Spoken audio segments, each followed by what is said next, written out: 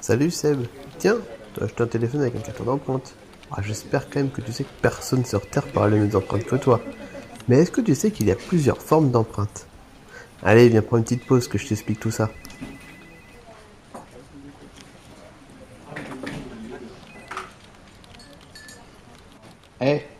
Café?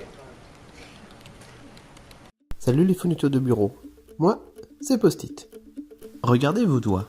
Sur chacun d'entre eux se trouvent des crêtes papillaires qu'on appelle plus communément les empreintes digitales. Elles se forment très tôt chez l'embryon et conservent les mêmes caractéristiques tout au long de la vie. Ces dernières sont uniques chez chacun d'entre nous, y compris chez les vrais jumeaux, et en même temps différentes sur chacun des doigts d'une même personne. La variété des dessins papillaires est due à de nombreux facteurs, à la fois génétiques, comme la morphologie de l'ossature, la vitesse de développement des crêtes, la taille et la forme des coussinets, et environnementaux, l'alimentation, les mouvements du fœtus, les différentes pressions dans le liquide amniotique.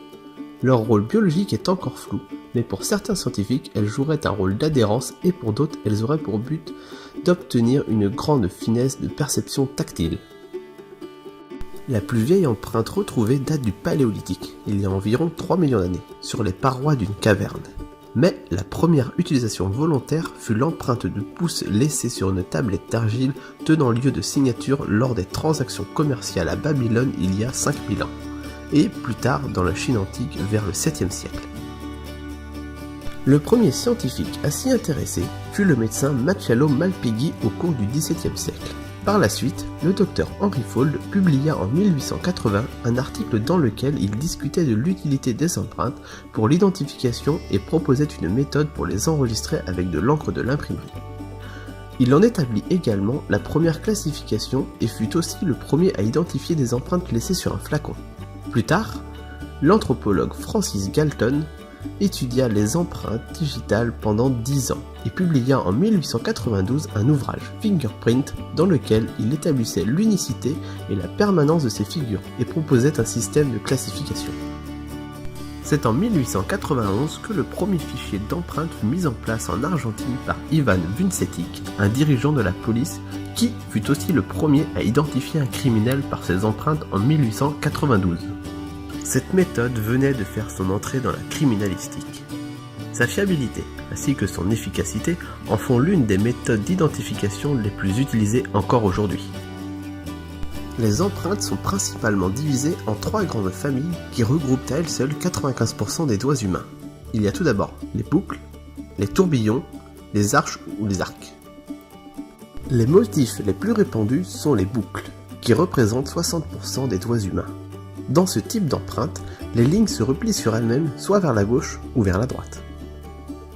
Viennent ensuite les tourbillons, qui correspondent à 30% des doigts humains. Ces empreintes, dites en verticille, comprennent des lignes qui viennent s'enrouler autour d'un point formant un genre de tourbillon. Les motifs les moins répandus sont les arches, qui regroupent seulement 5% des doigts humains. Ces empreintes en arc contiennent des lignes disposées les unes par-dessus les autres qui forment un A. On remarque que quelle que soit sa forme, une empreinte digitale possède des points précis différents. On les appelle les minuties. Plus précisément, une minutie est un point qui se situe sur le changement de continuité des lignes papillaires. Ce sont grâce à elle que les empreintes digitales peuvent être différenciées. Il existe différents types de minuties. Terminaison, îlot 1, îlot 2, intersection, bifurcation simple ou multiple, branchement opposé, branchement deltoïde, lac, crochet, pont. En France, la loi exige 12 points de minutie révélés sans contrariété pour authentifier l'empreinte d'un suspect.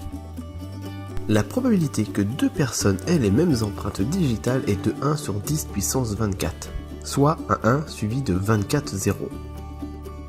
Mais savez-vous que l'être humain n'est pas la seule espèce à posséder ce genre d'empreinte? Les koalas et certains grands singes en possèdent eux aussi. Et vous, quelle est la forme de vos empreintes? Racontez-le-moi dans les commentaires, vous pouvez même mettre un pouce bleu. N'hésitez pas non plus à partager la vidéo ou encore à me rejoindre sur Twitter et Facebook. Mais surtout n'oubliez pas, pendant vos prochaines petites pauses, pensez à Post-it.